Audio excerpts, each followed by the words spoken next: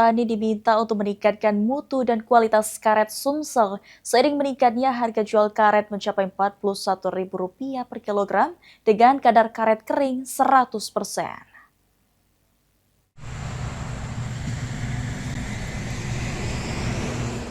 Sejak akhir Mei 2026 lalu, harga jual karet di tingkat petani alami kenaikan.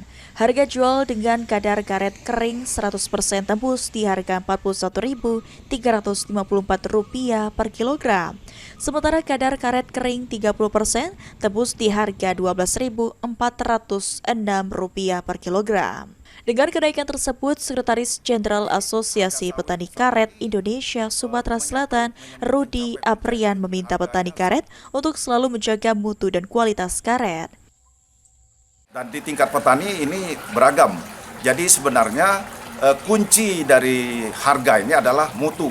Kalau mutu karetnya tinggi, kadar karet keringnya tinggi, ini akan dibeli mahal. Menutup perdagangan pekan pertama Juni 2026, harga karet global masih jauh lebih tinggi dibandingkan awal Mei lalu.